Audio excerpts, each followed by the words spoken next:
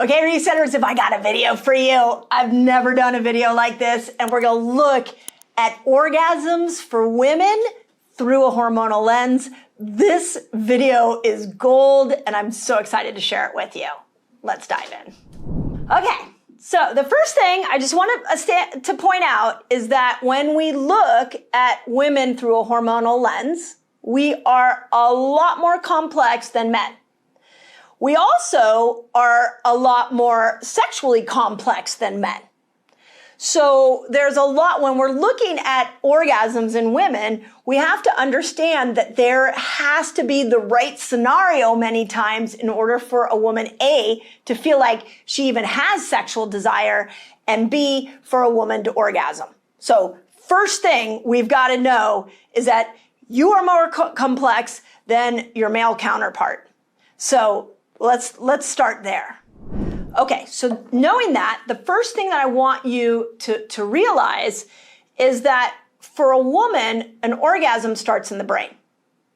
So you have to know where her brain is at.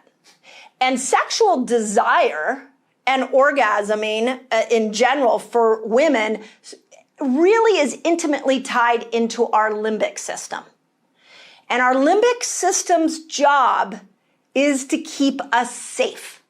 So my favorite part of the limbic system is our amygdala. And the amygdala is constantly scanning our environment to see if we're safe or not. Can the amygdala calm down, or does the amygdala need to scream at us? If the amygdala doesn't feel safe, it is not going to increase sexual desire. So if you are having sex with a woman, the first thing you want to realize is safety and nurturing is pivotal for her. If she is stressed out, if she is hyper-focused on something that is causing her brain to spin, if she is worried, she is not going to have high sexual desire. And for a lot of women, that's going to equate into having a challenge actually orgasming. In fact, one of my favorite books on this topic, by the way, that I cannot say enough about, I actually brought it here because it is, I think every woman for sure should read this, and and men, if you really want to know as well.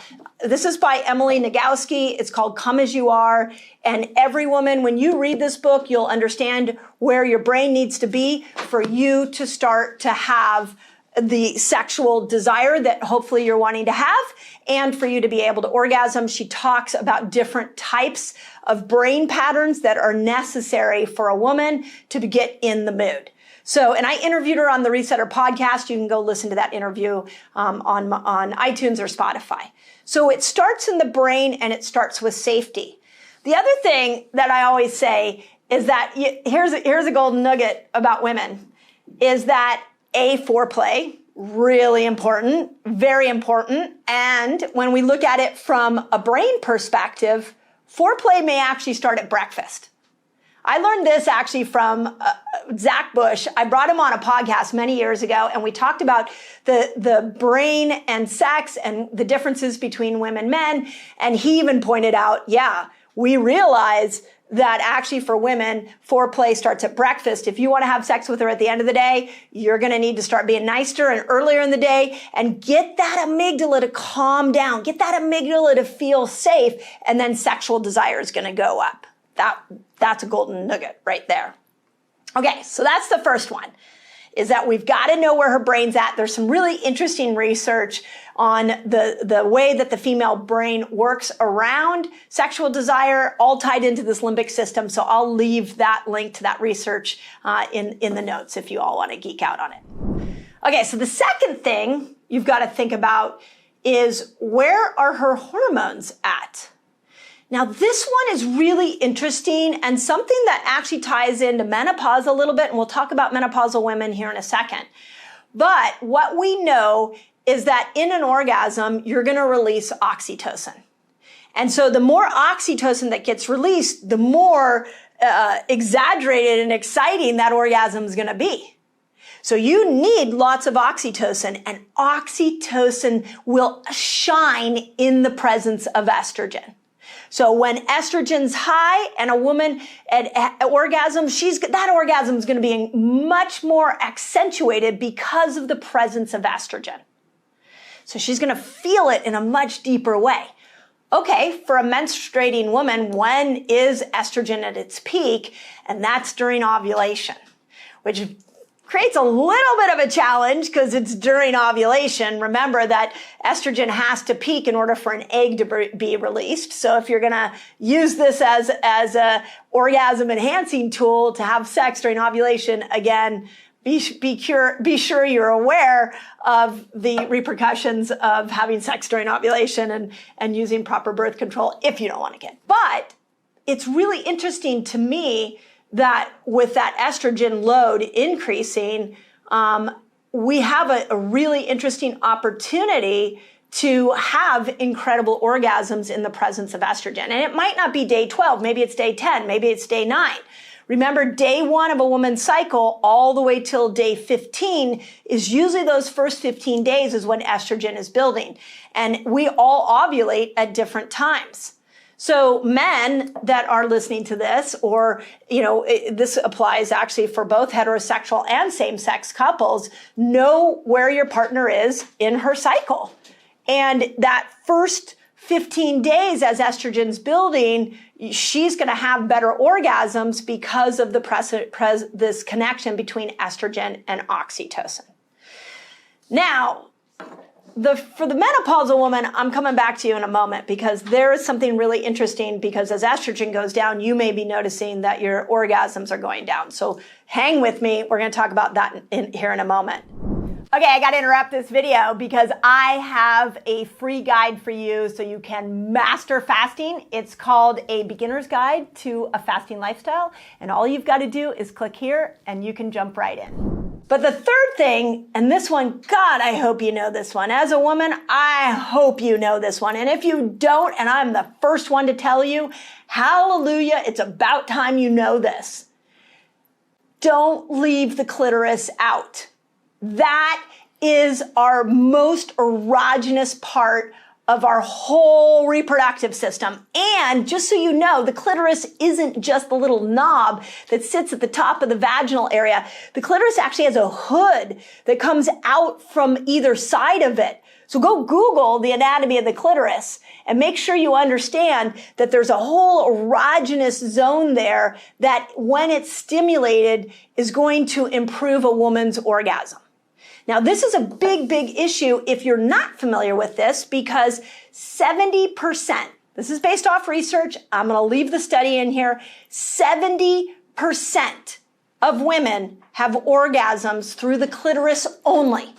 70% through the clitoris only. Now, 30% of women will have orgasms when you enter them and vaginally, but it's also, you have to have clitoral stimulation. You can't leave the clitoris out. It's massively important. So make sure you know your clitoral anatomy if you're trying to help a woman have an orgasm. Fourth thing I want to tell you, and this is for my menopausal women. So here's the bummer for us, is that estrogen's going down. And so when we orgasm, we're not getting that same incredible feeling that we might have gotten at 25. We may not be having that same heightened experience at 55 or 65 because when estrogen dropped, oxytocin, we don't feel it the same way. Doesn't mean we can't have amazing orgasms. Doesn't mean that we have to be left out of the sex conversation. Doesn't mean we have to stop having sex. But it might require that you do one thing first. Maximize your age-appropriate estrogen. So I've written a lot of books on this. The Menopause Reset was a lot about how we can make sure that we're keeping estrogen at her best. A lot of women go through menopause very, very early. I've heard some stories of like late 30s, early 40s. That tends to be more of an environmental reason. But once you start to lose your cycle, once you start to go into that menopausal experience, you can see an effect in the quality of your orgasm. So bring back the health of estrogen to bring back the health of your orgasms. So the Menopause Reset, after 40, make sure you're following the 5 steps that I put in there. Now, having said that, there is a real upside to the menopausal woman.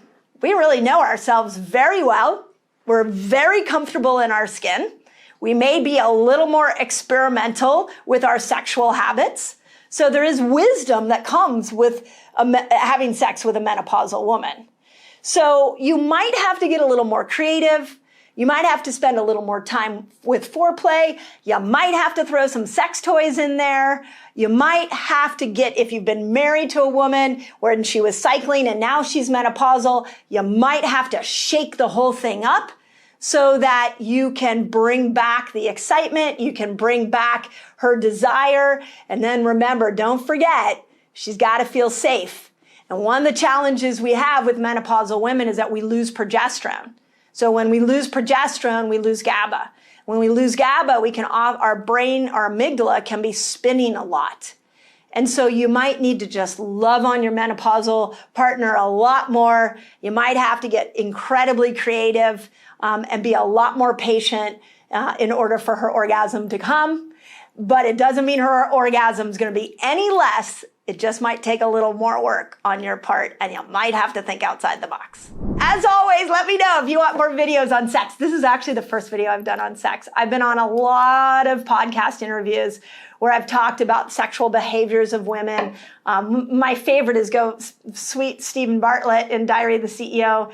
We got talking about, hormonally, when's the best time to have sex with a woman. He was so kind, 30-year-old man that listened to my 53-year-old brain on hormones and how it relates to sexual behavior. So you can go listen to the Diary of the CEO.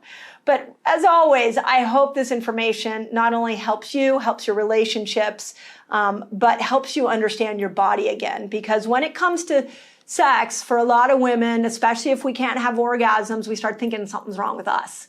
There's nothing wrong with you. So make sure you understand the principles I taught you. Make sure you get Emily's book and really be patient with yourself, be patient with your partner so that everybody can have an incredible experience. Hope that helps. Okay, where are my gals that are struggling with hormonal imbalance? Bloated, feeling like you're not making progress with weight loss? You need to add these foods in so that you can support better hormonal health. There is a lifestyle that estrogen wants you to live, and there's a lifestyle that progesterone wants you to live.